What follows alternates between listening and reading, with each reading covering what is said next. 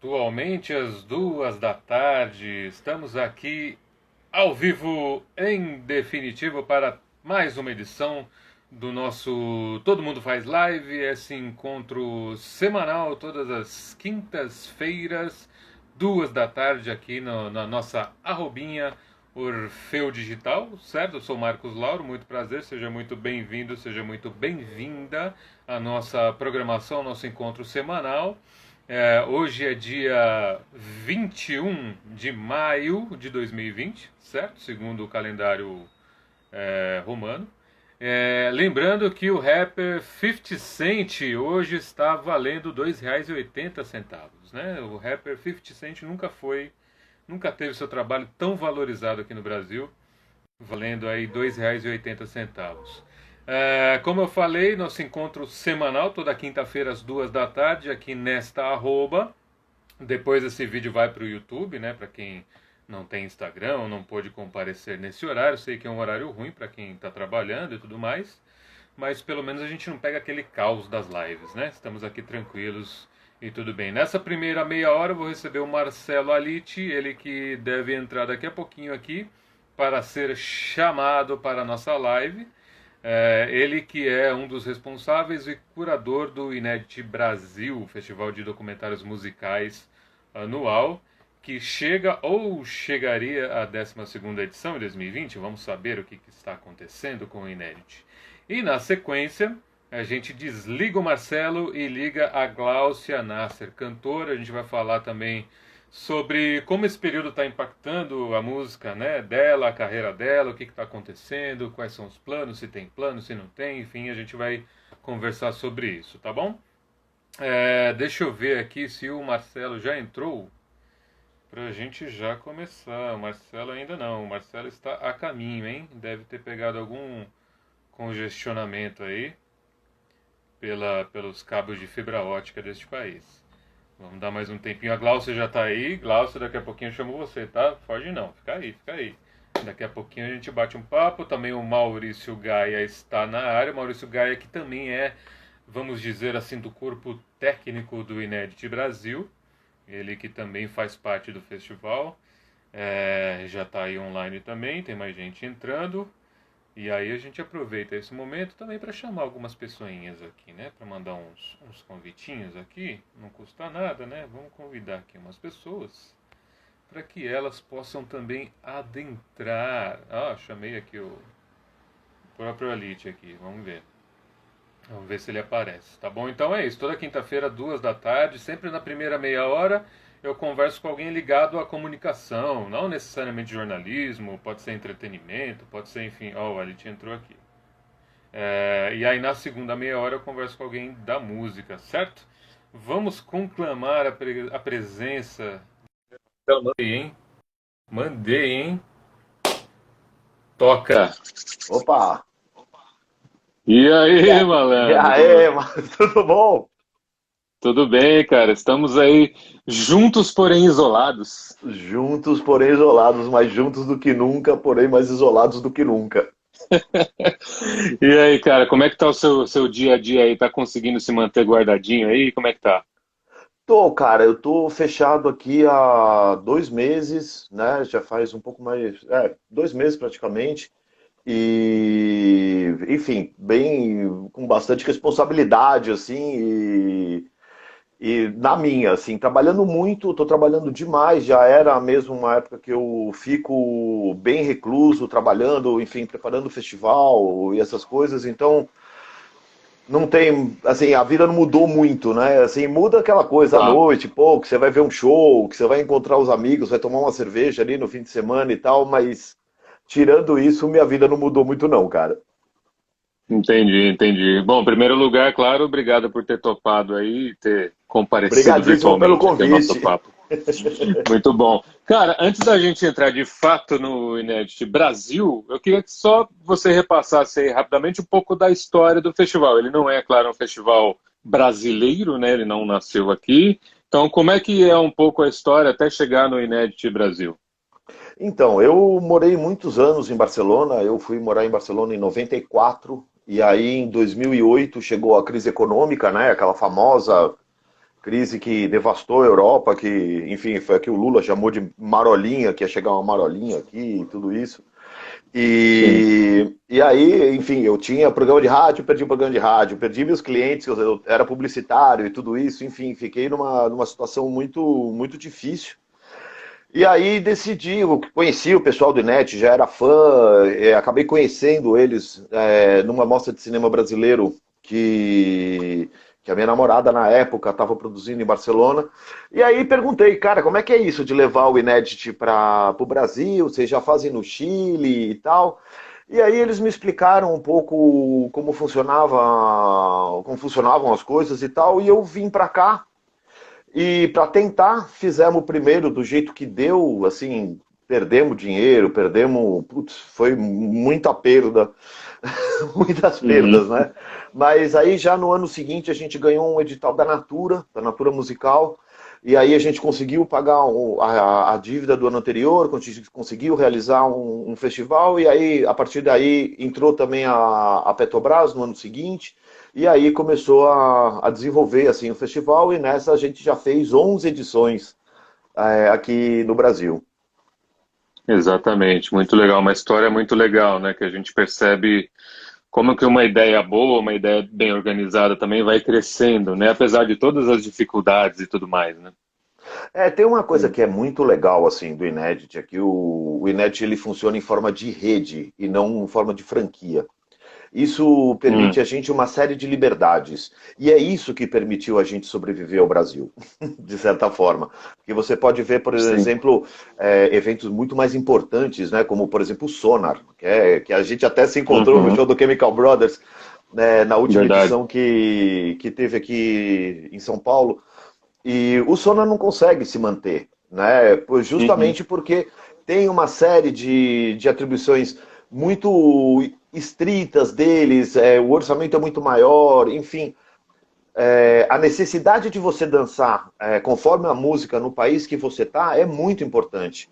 E isso o Inédit Uhum. permite a gente fazer, né? Tipo, nesse exato momento eu estou fechando com eles uma coisa complicadíssima de fazer o vídeo on demand aqui no Brasil e tal. E, cara, assim, o que inicialmente poderia parecer muito complexo, uma rede e tal, cara, tudo acaba podendo se encaixar. Então, provavelmente hoje à tarde, assim que a gente acabar essa live, eu tenho mais uma reunião aqui com o meu sócio, com o Leonardo Ked, aqui no Brasil, para depois falar com o Uhum. Realtei lá de Barcelona, para a gente finalmente dar o pontapé inicial para a gente começar a programar e fazer a plataforma de vídeo on demand. Então, tudo isso permite que a gente consiga dançar com a música. Festivais maiores ou com, sei lá, com um pessoal mais restrito, mais duro, assim, acaba inviabilizando. A gente sabe que no Brasil as Uhum. coisas necessitam uma habilidade maior e tudo isso, então, enfim, a gente tenta fazer isso da melhor maneira possível, né? E, de certa forma, tem dado um pouco certo, porque a gente fez 11 edições sem Uhum. faltar nenhuma. E esse ano vai ter, com toda certeza. Nisso que eu ia entrar nesse exato momento, porque, enfim, eu fui ver lá o perfil do Inédito, tá lá, 12ª edição 2020, aguarde mais informações, aquela coisa toda. Você já adiantou no comecinho do papo que esse já é normalmente um período em que você fica enfurnado em casa, assistindo filmes para fazer a curadoria do festival. Isso. Então, obviamente, o que você puder adiantar, você mesmo falou que ainda, né, vai ter reunião e tudo mais, mas enfim, qual que é a ideia, então, para esse ano, já que a gente tem a experiência na China, você deve ter visto, Sim. alguns cinemas lá já reabriram, só que a galera não está tendo coragem de ir. Então, Eu então não é tenho assim, visto. né? Não é Não, assim, não né? é Abriu assim. e vai, né? Como é que é, Não é então, esse assim. ano, como é que está sendo pensado? Olha, a gente tá fazendo essa plataforma justamente para que o Inet aconteça online, aconteça o que aconteça. A gente realmente fica muito pendente das normativas que estarão vigentes na época que a gente vai fazer. Tudo indica que a gente está indo para a segunda semana de setembro, né?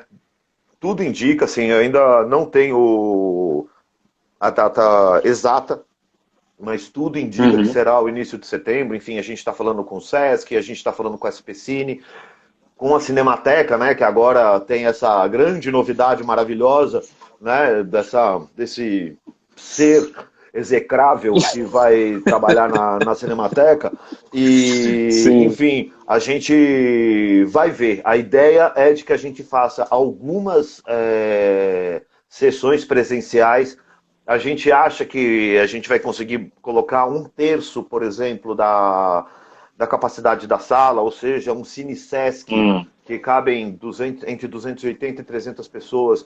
A gente imagina que vai conseguir fazer com 100, 120, com muita máscara, muito álcool gel, muito respeito ao amiguinho do lado, ao amiguinho da frente, ao amiguinho de trás, né? Enfim, com uma série de restrições. Mas a gente acha que vai ser possível fazer alguma coisinha online. Estamos tentando ver até um drive-in, que está tão de moda agora também, né? Que voltaram essas coisas todas. A gente achou um fornecedor brasileiro que faz isso, enfim.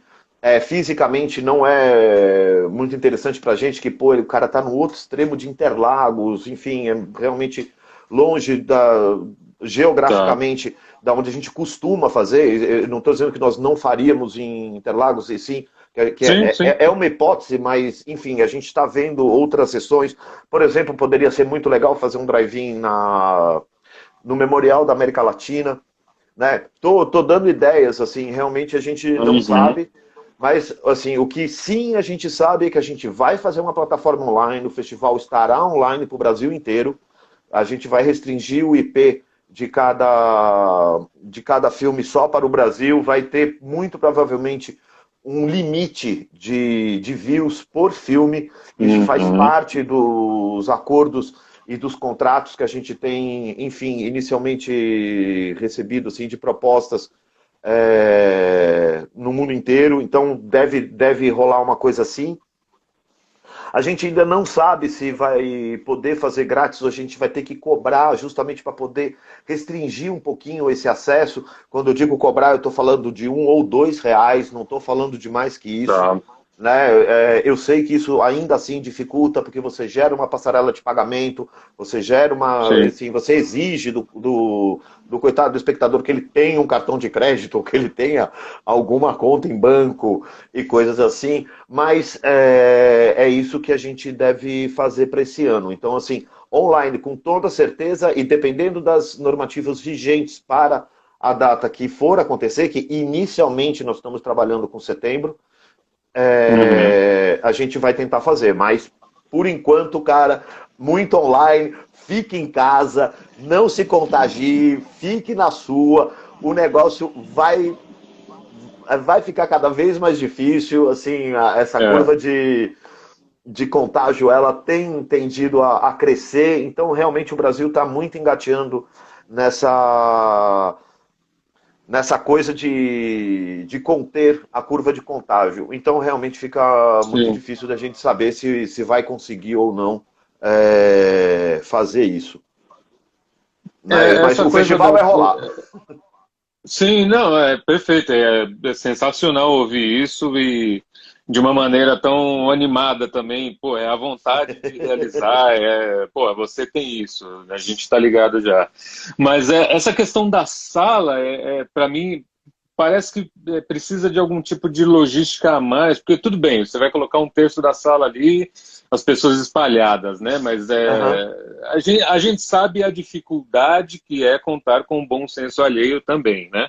Existe esse problema. Então é difícil, né? Vai colocar gente para olhar a sala e aí tirar pessoas do lugar. Não sei, eu tô só viajando aqui, porque realmente é complexo, né? É muito complexo. Inicialmente, mano, eu tenho a ilusão, talvez, assim, a vontade de esperar muito os protocolos do Sesc. O Sesc é muito restrito nessas coisas, sabe? O Sesc é muito sério nessas coisas. Eu realmente tenho muita vontade de ouvir e de saber quais vão ser as restrições do Sesc. E a partir daí eu tenho a convicção de que a gente vai aplicar isso nas outras salas. Né? Então, assim, eu espero muito ouvir o Sesc. Assim, o Sesc é um parceiro desde o primeiro ano.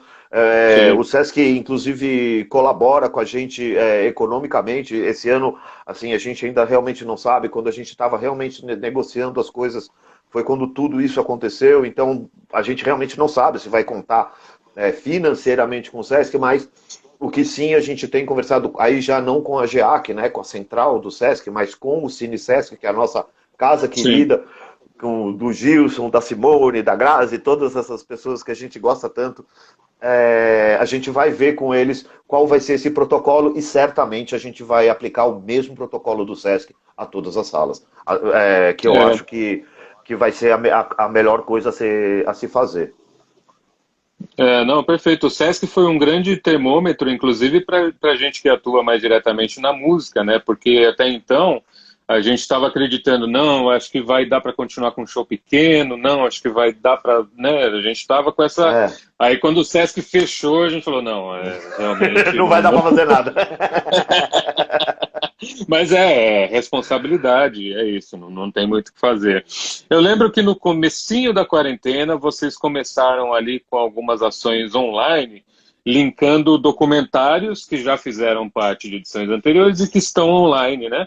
Então eu queria só Isso. saber como é que foi esse primeiro impacto, porque, enfim, mesmo a gente acompanhando as coisas lá de fora, a gente foi pego de surpresa também. Esses filmes, eles já estavam online, ou teve algum diretor, alguma produtora que topou, não, vou colocar online só para vocês linkarem, como é que foi isso? Cara, é um pouco de cada coisa, né? Assim, a gente tinha realmente um. Primeiro, assim, aquela coisa, fica em casa. Fica em casa, fica em casa, fica em casa. Então a primeira coisa que passou na nossa cabeça foi, cara, vamos pegar os filmes que estão gratuitos, vamos ficar de olho em diretores que estão liberando. Por exemplo, o Ivan da 13P, que acabou de entrar, é diretor do filme do Sabotage, já participou do Inédito também com filmes sobre o Kylie J, enfim, coisas de hip hop e essas Espetacular, coisas. espetacular. Estará no Inédito de 2020 com o filme do Flicts, né, uma banda narcopunk aqui de São Paulo e tal. O Que Ivan legal. mesmo me procurou nesse domingo agora e falou, cara, tá aqui o filme do Sabota e mais dois para vocês colocarem e tal. Então, assim, teve um pouco de tudo. Teve, por exemplo, a plataforma da SPCine, que liberou os Uhum, filmes que estavam na Loki, né? O Inet tem uma prateleira, como eles chamam, no nessa Loki, então todos os filmes que estavam na prateleira do Inédit, e também do É Tudo Verdade, também da Mostra e também e tal, estavam uhum. gratuitos durante o mês de abril, então a gente foi postando isso, né? Inclusive a gente colocou coisas do É Tudo Verdade, coisas de outros festivais, que sejam documentários musicais que a Sim. gente gosta e que a gente acha recomendável.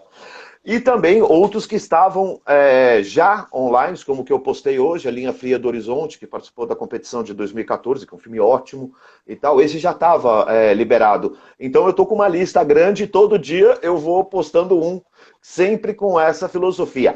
Fica em Uhum. casa, não sai de casa, não se exponha ao contágio. Isso é importante, é muito importante. Assim, não é hora da gente pegar essa porra desse Covid-19. Se todo mundo vai ter que pegar, cara, que seja o mais tarde possível, talvez com um Uhum. remédio, talvez com uma vacina, ou talvez com leitos de UTI já disponíveis. Seja no SUS, seja no hospital privado, aonde você puder, mas não é hora de pegar a Covid-19 nesse exato momento. Perfeito. Agora, assim, saindo um pouquinho dessa questão da quarentena, do Covid e tudo mais, a cultura no Brasil já vem sendo maltratada há algum tempo, né? A gente vê fundo setorial indo para o espaço, a gente vê uma série de coisas não acontecendo, né? Então, falando um pouquinho antes de quarentena e desse problemão, por exemplo, no ano passado, em que a coisa já estava bem estranha, como é que foi para o festival? Teve algum impacto, alguma diminuição por conta de algum apoio que não veio? Como é que foi para você? Olha, a primeira de todas elas foi a Petrobras, né? Eu acho que o Hum, corte, quando a Petrobras decide parar de investir no cinema e diz, nós vamos investir em educação, mas ninguém fala que educação é essa, nem que tipo de projeto é esse. Não estou sabendo de nada que realmente tenha rolado. Eu sim que vi textos e talvez vai abrir um edital e tudo isso, mas eu pessoalmente não vi, né, nada, então eu não posso te dizer. Então, assim, a primeira coisa que realmente impactou a gente foi a saída da Petrobras. Isso uhum, impactou a gente. E o que tem impactado muito a gente, isso é notório nos últimos anos é que o governo do estado de São Paulo tem atrasado muito para liberar o PROAC. E isso tem inviabilizado muito o Inédit, porque o Inédit, a gente chegou meio tarde nessa festa, né? Já existia outros grandes festivais no Brasil, e claro, todo mundo pega o primeiro semestre para captar, e depois, uma vez que você sabe mais ou menos o seu orçamento, você desenvolve o seu projeto no segundo semestre.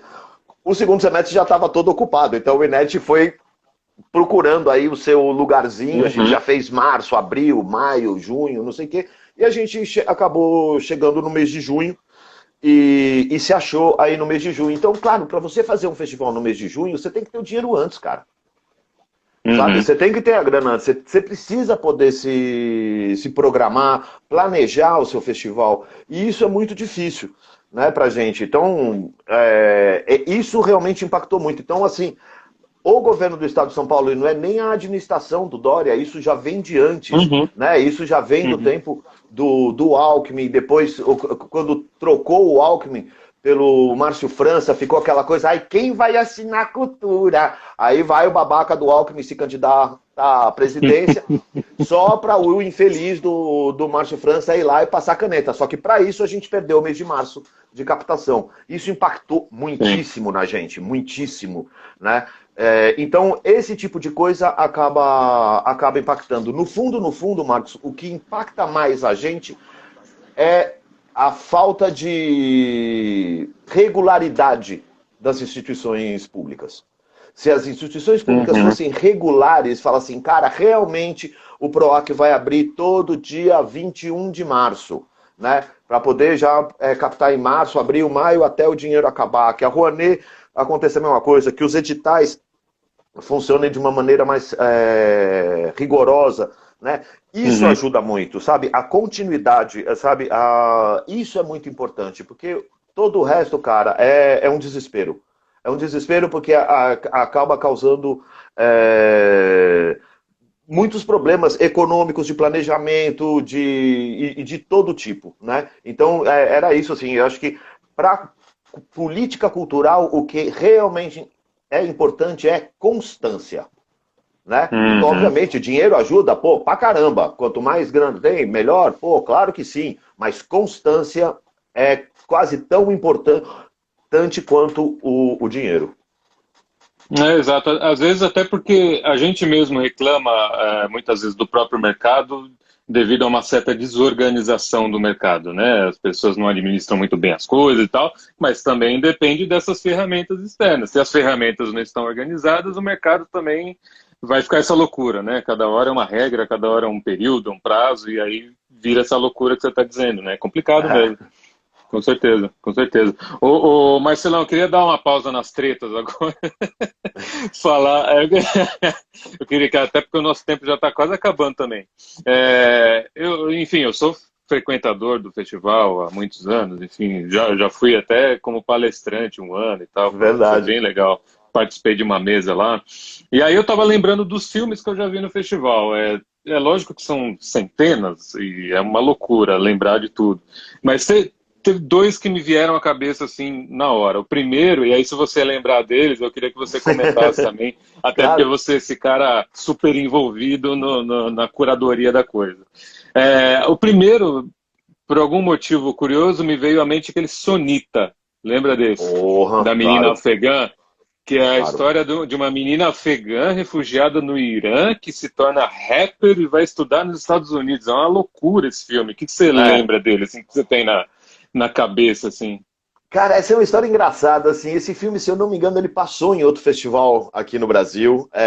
O Léo, meu sócio, estava atento a ele. Se eu não me engano, o Otávio Cury, primo dele, meu amigo de infância, mencionou. Enfim, muita gente falou pro Léo desse filme e a gente estava tentando conseguir esse filme. Não foi possível num primeiro momento. E esse filme ficou aí meio parado, sabe? A gente tentou trazer, enfim, estava meio em cima da hora também, na hora que ele liberou, não pôde trazer, e eu acabei insistindo muito em trazer no ano seguinte.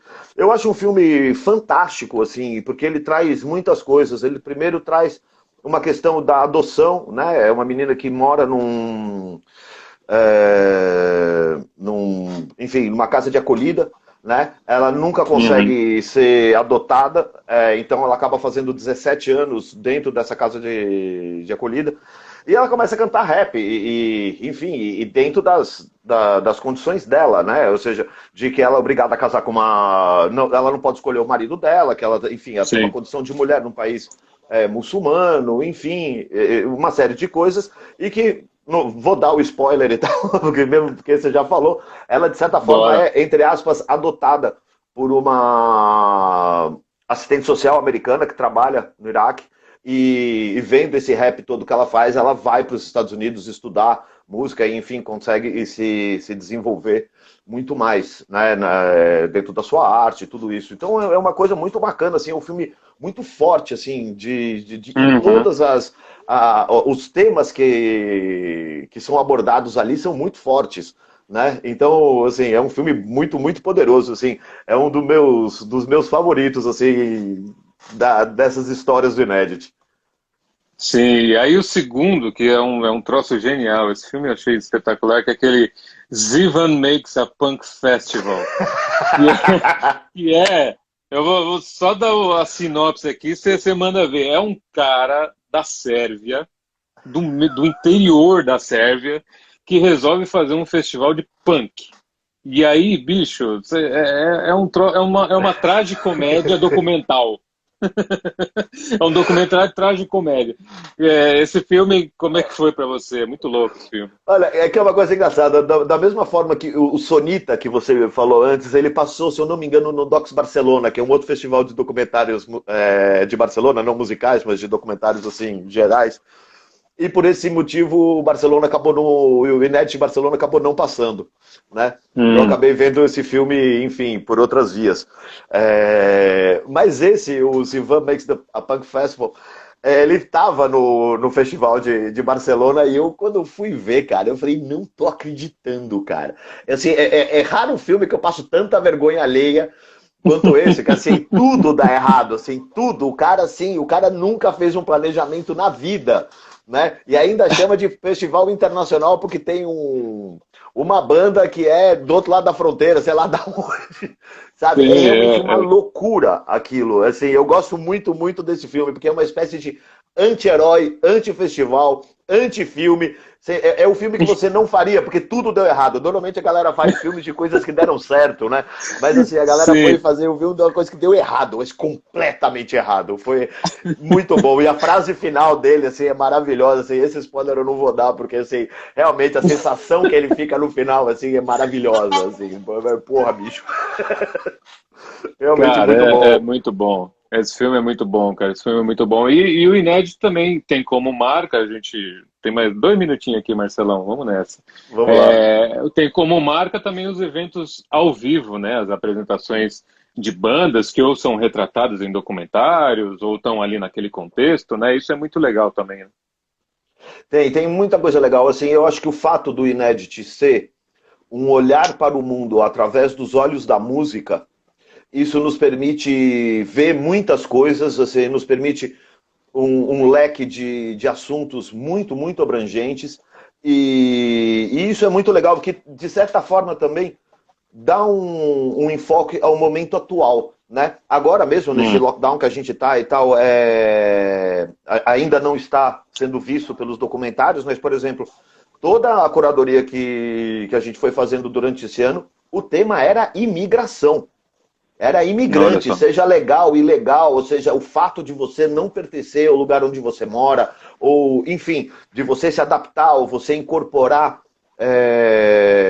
elementos culturais, musicais, enfim, tudo isso. Então é uma coisa muito legal, porque cada ano o mundo vai mudando e a gente também vai mudando um pouco o espectro da curadoria. É claro que sempre tem um pouco de tudo, sempre tem, sabe, grandes nomes, cenas musicais, casas musicais, selos discográficos, enfim, tem uma série de coisas.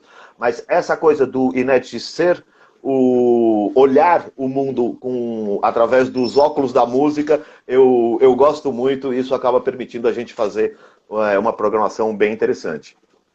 Demais, demais. Marcelão, tinha mais um monte de coisa para falar com você, mas eu vou guardar para cerveja pós-quarentena. Tamo Que aí, a o gente vai Miranda. marcar. Nós vamos pro Miranda aí de novo. A próxima a gente acaba com as cervejas do Miranda de novo.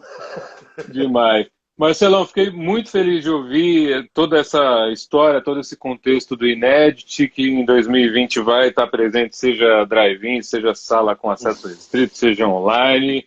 A gente espera por novidades até para poder espalhar e divulgar bastante, tá bom? E, porra, tamo aí, bicho. Obrigado mais uma vez aí por ter Marco, topado e tamo nessa. muitíssimo obrigado pelo convite, parabéns pelo trabalho, assim, esse Orfeu, vida longa a esse Orfeu e esse trabalho muito maneiro que você faz, cara. Muito legal, parabéns e a gente vai se falando. Ó o Maurício pedindo Miranda, ó, safado, só bebum. Sensacional. Obrigado, Marcelão. Até a próxima. Tamo aí. Obrigado, cara, valeu, grande abraço. Tchau, tchau. Valeu, tchau, tchau. Aí, sensacional. Removemos Marcelão. Muito bom, gente. Sensacional, né? Muito legal conversar com o Marcelo, porque ele é esse cara entusiasmado, né? Essa vontade de fazer, de realizar as coisas. E, porra, já tem um histórico que é espetacular e segue, né? Isso que é importante a gente seguir, né? Com as questões todas que estão pendentes ou que estão para acontecer, enfim. E agora, então, vamos lá. Vou pescar Gláucia. Vamos pescar Gláucia. Ah, Gláucia Nasser está aqui. Vamos pescar Gláucia aqui na nossa salinha para continuarmos o nosso papo aqui no Todo Mundo Faz Live. Este encontro semanal no seu @Orfeu Digital. Gláucia, você está aí? Eu estou aqui. Tudo bem? Como é que estamos aí? Tudo bem é uma pergunta que caiu um pouco em desuso, né? Mas estamos bem aí? Como é que tá? Estamos bem, sim. Acho que quanto mais a gente se sentir bem, mais rápido isso tudo passa. Não é assim? Muito bom, muito bom, muito bom. Em primeiro lugar, obrigado por ter aceitado o convite e estar aqui com a gente. Muito legal. Valeu. Muito legal, Marcos. Obrigada. Estou muito feliz de estar aqui com você. Demais. Glaucia, você é de Minas, mas você já está em São Paulo há um certo tempo. Você mora em São Paulo ou não? Eu moro em São Paulo, sim. Sou de Já Minas. tem um certo tempo, né? Sou do interior de Minas, Patos de Minas. Sim, sim, demais, demais. E, Glaucia, me conta uma coisa. No que exatamente esse período que a gente está vivendo agora, de quarentena e tudo mais, no que afetou na sua trajetória? Você estava com alguma turnê, com algum disco, enfim, pensando em alguma coisa, teve que parar? Como é que foi para você e está sendo para você esse momento? Então, Marcos, na verdade, eu faço um trabalho hoje bem focado na Fundação Brasil Meu Amor, né? Que praticamente hoje a minha música, eu acho que toda a minha música e todo o trabalho de arte que eu faço está ligado à Fundação. E a Fundação estava realmente fazendo um trabalho bem amplo no Brasil. A gente já estava há 2 anos com uma turnê, com um espetáculo que se chama JK, um reencontro com o Brasil. E essa turnê, ela é muito interessante porque a Fundação ela chega numa cidade e os monitores da Fundação, todo mundo vai para as escolas públicas, contar a história do Brasil. Contar uma história que muitas vezes as pessoas não conhecem. Então a gente tem um contato muito grande com as crianças, com os adolescentes da cidade, e depois esses adolescentes vão todos para o teatro. Então, o nosso penúltimo espetáculo ano passado,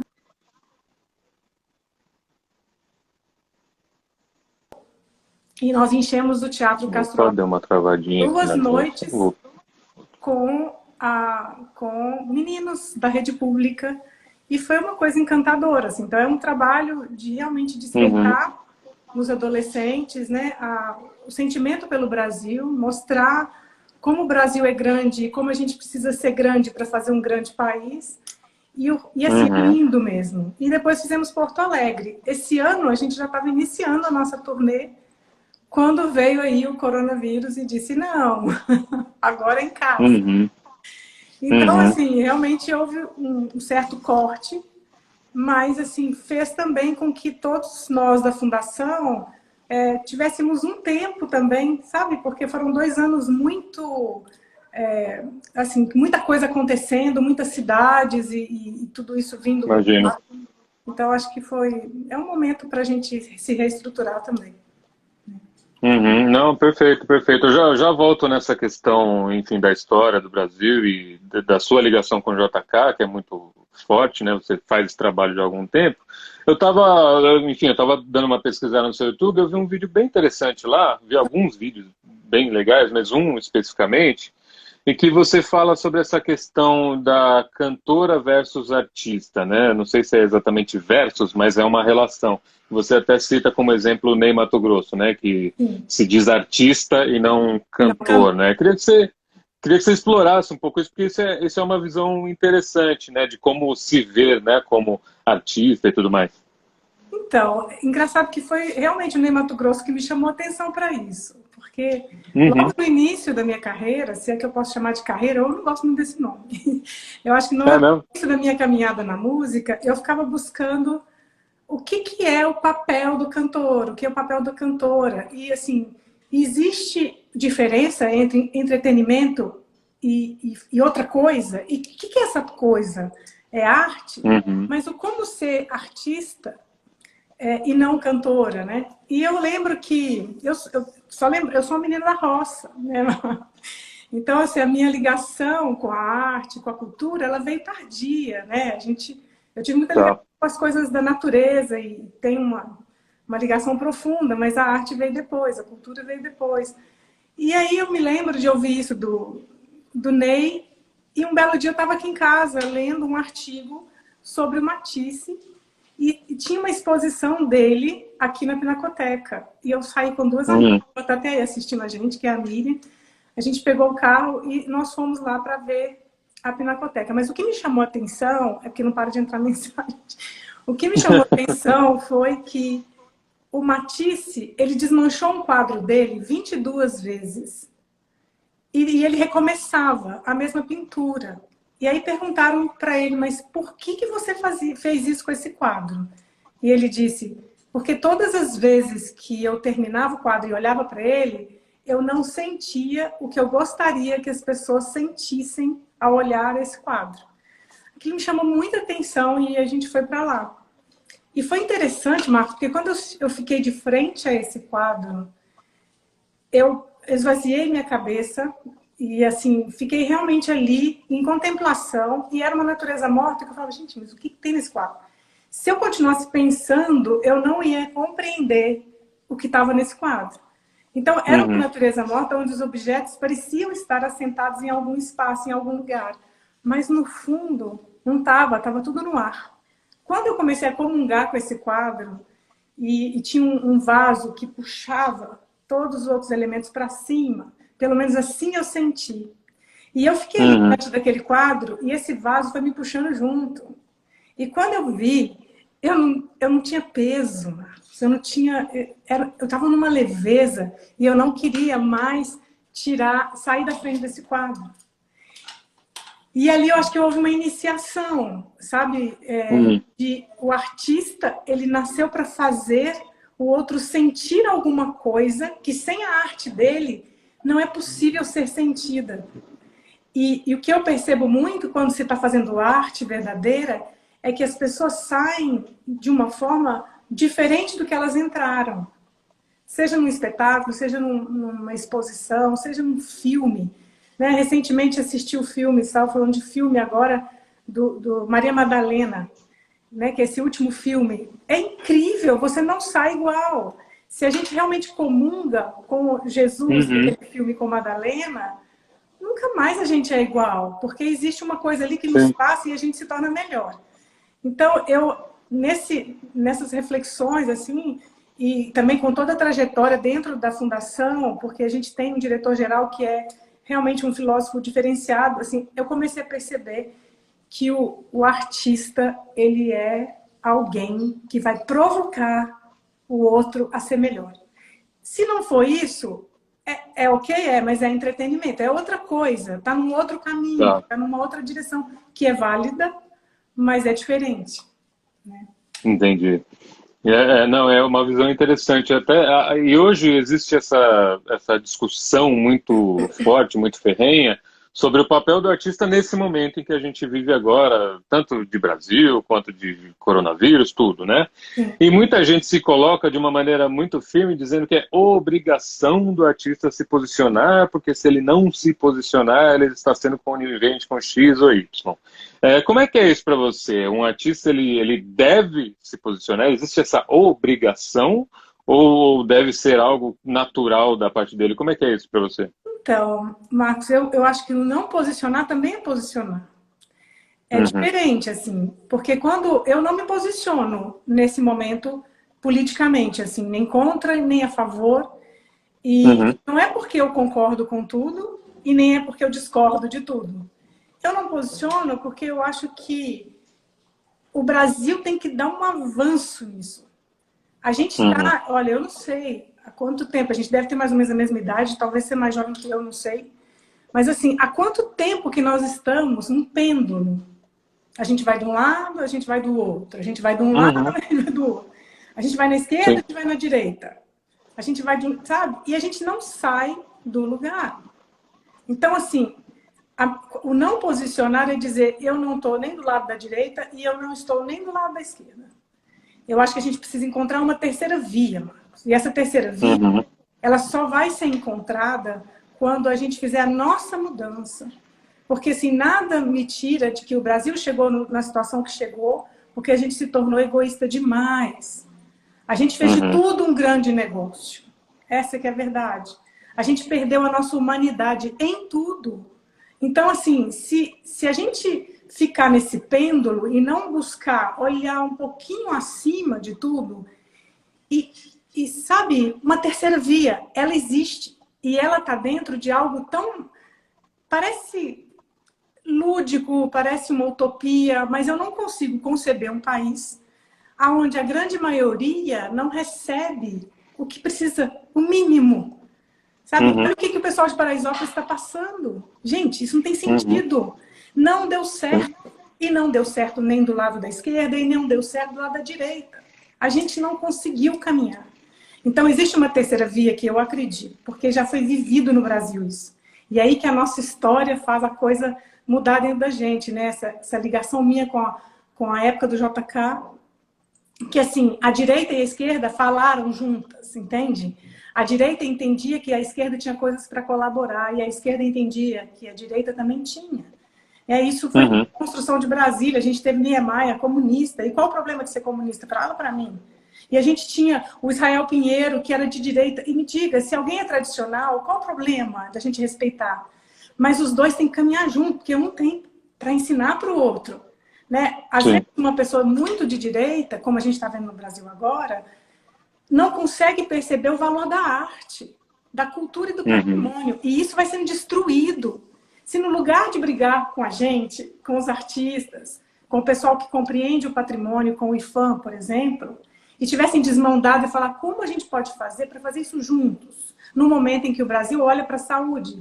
Mas como construir uma via, uma terceira via? É nisso que eu acredito, Marcos. Eu não acredito nessa briga. Olha, na história do mundo, se a gente perceber, na época do Gandhi, quando ele percebeu que o governo britânico ia colocar um representante para os intocáveis, que são as castas com menos dinheiro, as não favorecidas, e colocaria um representante para as castas superiores, ele disse, não, eu não aceito isso, porque ia dividir o país dele. E aí eles teriam ainda mais controle sobre o país dele. Cara, a gente está dividido e estão nos controlando por causa disso. Sabe? Eu não consigo compreender. E isso é na história do mundo. O Mandela teve que passar 27 anos na prisão para ele mesmo, se você ler as coisas dele, compreender que a saída não era brigando. A saída não era sendo violento. E ninguém tem que achar ruim com ele porque ele foi. Ele experimentou várias formas. Mas vamos aprender com a experiência dele, né? Que foi quando ele disse, unimos todos, os brancos, os pretos, os amarelos, todo mundo é meu país. E o meu país, Marcos, o seu país é feito de todos os continentes, do mundo. É feito de direita e esquerda, de mais ou menos. Então, por que não a gente começar a entrar numa harmonia mesmo e fazer isso juntos? A minha arte, assim eu posso dizer, eu gostaria de impregnar dessa harmonia e dessa união que eu só enxergo saída assim. Sabe, o Brasil é muito maior do que a gente imagina. E não vai ser desse jeito. A gente vai estar sendo controlado, continuar do mesmo jeito. Quando não controlados pelo exterior, ou pelos Estados Unidos, ou pela China, a gente vai ser controlado aqui dentro. E assim vai seguir se a gente não encontrar uma saída num outro lugar. Né? É assim que eu imagino. Uhum. Então, eu não eu acho que... me posicionando bastante. Não, tá perfeito, mas acho que como eu até brinquei com o Marcelo agora há pouco, que você estava assistindo, sobre a questão de confiar no bom senso alheio, né, que nem Exato. sempre dá certo, né, e acho que é esse que também é o problema, né, porque é tão complexo, são tantos interesses que muitas vezes são pessoais, mas travestidos de coletivos, né, Exato. e aí é difícil conversar, né, é exatamente isso, é muito complexo, né. Tem uma coisa que uma vez me perguntaram, um adolescente nessas palestras que a gente faz pelo Brasil, como votar? Como saber que esse cara ou essa mulher não estão com interesse para si mesmo? Porque, no fundo, o que a gente percebe no Brasil é que muita gente se elegeu por interesse para si. Ninguém está preocupado com o que está acontecendo com as pessoas que não têm acesso a quase nada. Isso é um absurdo, gente. Um Brasil rico como o nosso, não, as pessoas não viverem com o mínimo, um país existe, pelo menos na minha concepção, para que nós, brasileiros, possamos usar o máximo do nosso potencial. Ver o tempo que as pessoas levam para pegar um ônibus e chegar no trabalho. Que potencial é esse que ela tem tempo de melhorar se tem que gastar tanto tempo num transporte público? Só isso. Você imagina, se todo mundo pensasse assim, os nossos políticos, né? O povo brasileiro precisa ter estruturas nesse país em que todos possam exercer o melhor do seu potencial. A gente já tem uma meta. A gente já sabe o que a gente tem que atingir. Então, assim, eu falei para esse adolescente, né, no dia, eu falei, ó, eu li um romance, que é um romance lá da época de Ramsés. E esse historiador, PhD na história do Egito, é encantador, porque você lê o romance, mas ele passa um monte de coisas assim bonitas e filosóficas nesse livro. E um dia, quando o pai do Ramsés foi falar para ele que ele ia ser o novo faraó, ele entrou em pânico, sabe, Marcos? Ele falou, eu não. Eu não sei lidar com as águas do Nilo, pai. Você é que vai lá e faz as águas subirem para uma grande colheita. Eu não sirvo para isso. Eu não vou, eu não quero. Ele deu uma birra na frente do pai.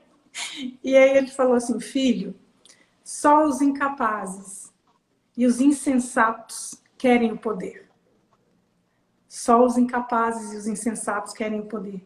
O poder é dado por Maate, né, que era a deusa do poder, àquele que Deus entende ser capaz de sacrificar pelo seu povo. Então eu falei para ele assim, busca alguém que não quer o poder. Procura na história dessa pessoa o que ela realmente fez, de verdade, pelas pessoas.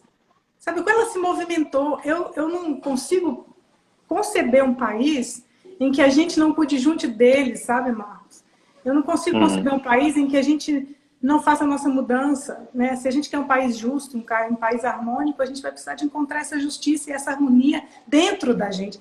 É o reflexo, é o nosso espelho, né? Esse governo que está aí, que está todo mundo enlouquecido, desculpa falar isso, mas o governo é o espelho da gente. Nós estamos divididos dentro, a gente está longe. E eu acho que o Covid, ele vem para a gente entrar dentro de casa, mas não a nossa casa material, sabe? É a nossa casa interna. O que Gláucia vai fazer para que realmente o que ela faz faça diferença para o outro e não para ela? Eu, quando comecei nesse caminho da música, eu só queria aplausos. No fundo, eu queria ser admirada. Eu queria que as pessoas dissessem que voz linda, que mulher linda. É egocêntrico. Normalmente, os nossos objetivos são egocêntricos. Eu tive que levar muita surra para chegar hoje para você e dizer, Marcos, eu estou aqui à disposição desse país lindo nosso. E se for para lá cascar batata aqui na minha cozinha e ajudar todo mundo, eu vou fazer isso, se isso for melhor para o meu país. E se for para cantar, farei também, entende? E se a gente conseguir fazer todos nós esse movimento, não tem erro, porque a gente vai saber eleger melhor. A gente vai saber quem eleger melhor e não deixar o Brasil ficar nessa divisão eterna, porque não é de hoje, gente. A gente está vivendo isso há muitos anos, né? Uhum. Eu acredito nessa terceira via. Que a gente Muito vai... bom, muito bom. Sim, sim, total. Eu queria entrar na questão mais direta relativa ao JK, porque é muito importante na sua trajetória, na sua história. Enfim, acho que foram 2 espetáculos já, né? Um musical e acho que um baseado num disco, né? Algo assim. Não, Você me corrige? quando a gente começou com Uma Noite com Juscelino, um Reencontro com o Brasil. Sim. Né? Foi estimulado por um trabalho que foi feito até na minha cidade, que chama o Balaio Cultural de Arte e Cultura, lá, em Patos, né? Tá. E que eu fui convidada na época para fazer um show normal, e aí uma pessoa da minha família, uma sobrinha querida, falou: não, você não vai chegar aqui para cantar qualquer coisa, você vai homenagear o JK. Eu falei: hã? Não, você não sabe disso, não, mas você fez a vida inteira músicas para ele e tal. Essa brincadeira, porque a gente já vinha num estudo muito grande do JK dentro da Fundação Brasil Meu Amor, que ainda não era oficialmente a fundação. Mas o presidente, que hoje é presidente da fundação, ele introduziu muito esse trabalho do Juscelino conosco. Então isso foi uma reação natural, assim, dela, que faz parte também. E ela falou: vamos, né? Eu falei: não tem nada a perder, vamos. Então a gente fez uma coisa bem simples. E depois, estimulado pelos amigos que hoje estão dentro da fundação, pelo próprio presidente, que hoje é o presidente, leva o Juscelino pelo Brasil. E aquilo me fez estudar muito, porque eu precisava fazer isso. Né? Não dá para fazer coisa vazia, que nem quando você assume um personagem. Uma Edith Piaf, né? A atriz que assumiu. Sim. Tive que ser a Edith. Né? Então, no fundo, eu acho que eu tive que ser o JK. E a gente teve que estudar muito. Então, durante 2 anos, a gente foi fazendo isso aqui, até no teatro aqui de... Ai, meu Deus, eu tenho que falar porque é um teatro que eu amo tanto. Ali do Edifício Itália. Ah, tá, Teatro Itália. Isso. Até que o presidente, a fundação vira fundação e o presidente assume o espetáculo. Então, por isso que tem esses 2 momentos, assim, do espetáculo. Porque tem um momento que ele não é espetáculo ainda, ele é um show. E aí... Tá. De 2 anos para cá, ele se torna um espetáculo com uma orquestra de 8 integrantes, com, né, o palco, ele é pura projeção, é muito bonito. A gente vai lançar o nosso DVD daqui a pouquinho. Legal. E a gente vai contando essa história do Juscelino, mas contextualizando com o Brasil de hoje. E o que a gente precisa fazer para não deixar o Brasil acabar, né? E a história do Juscelino, então, faz parte da minha vida hoje, assim. Eu não consigo nem parar de ler, porque quando a gente conhece o Juscelino e tira todas as objeções que nos ensinaram a ter contra ele, e eu te garanto que assim, ele não é um homem perfeito, não. Nenhum de nós, né, porque é interessante isso, a gente exige perfeição do outro, mas a gente não é.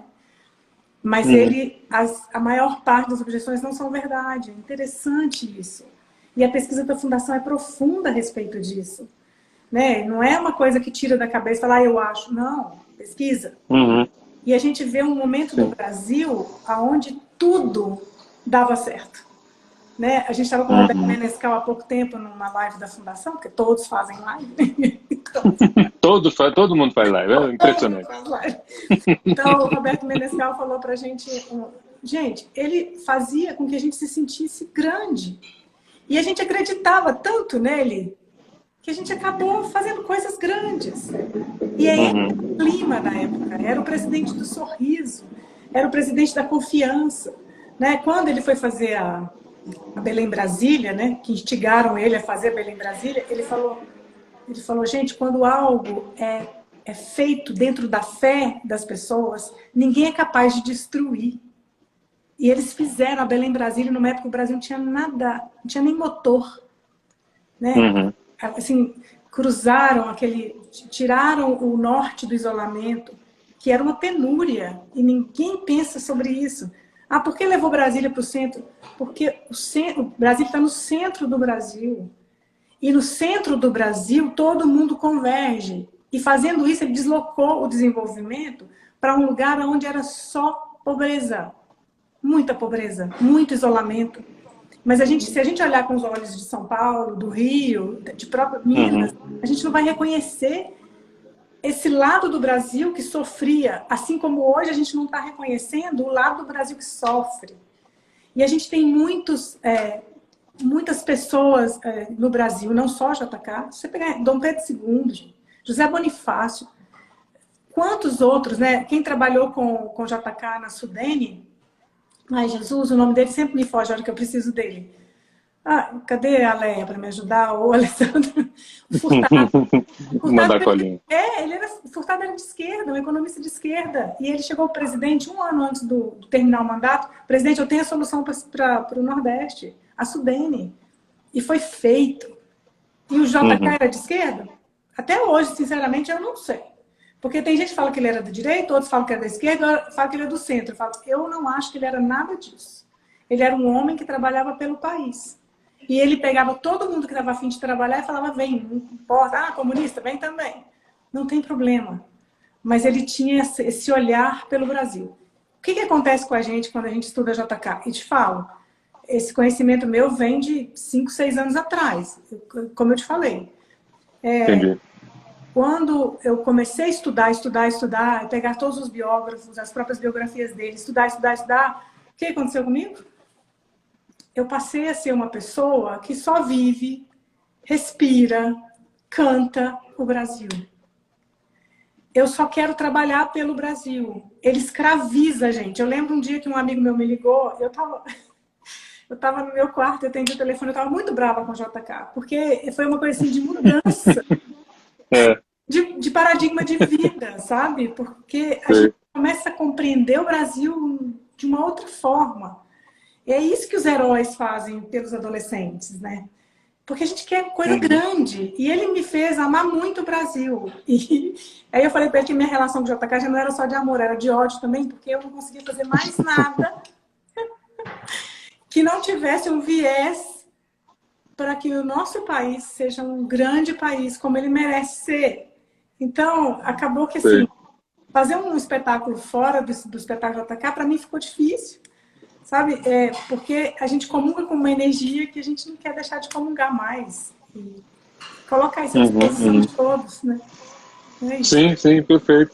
E falando, né, falando em Brasil agora necessariamente, o nosso tempo está acabando, infelizmente, é rapidinho.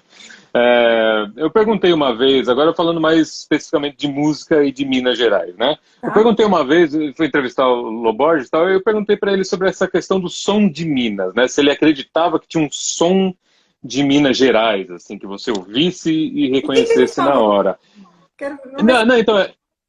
Então ele respondeu assim, tirando a cultura popular, que aí tem as manifestações, né, ligadas aos antepassados e tudo mais, existe um som mineiro, mas que hoje, né, ou pelo menos na época, ele não reconhecia mais porque as misturas foram muito grandes. Então, eu não sei, eu queria saber de você, o que você acha sobre essa coisa do som mineiro, ele existe ou não? Existe. Eu consigo saber quando uma música é de São Paulo, quando ela é do Rio, quando ela é da Bahia, quando ela é de Minas. Esse aqui é o mágico no Brasil. Porque se você escuta uma composição de São Paulo, ela tem a alma de São Paulo impregnada nela. Não é só Minas que tem isso, não. Se a gente escuta as coisas do Nordeste, a gente sabe que é de lá, né? Sim. E quando mistura, nossa, outro dia me falaram assim, nossa, mas você tá muito barroca. Tudo seu é Milton Nascimento, o Elo Borges.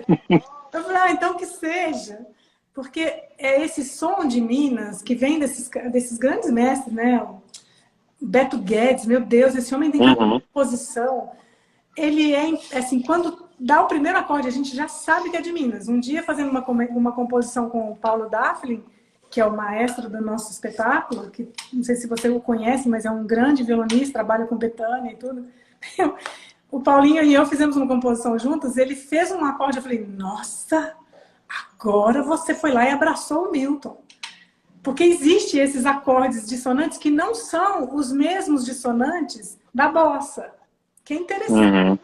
Quando é Tom Jobim, quando é Roberto Menescal, ali você fala, são eles, e são dissonantes. Quando você fala da música de Minas, também são, mas é de um outro jeito. E emite um outro tipo de sentimento.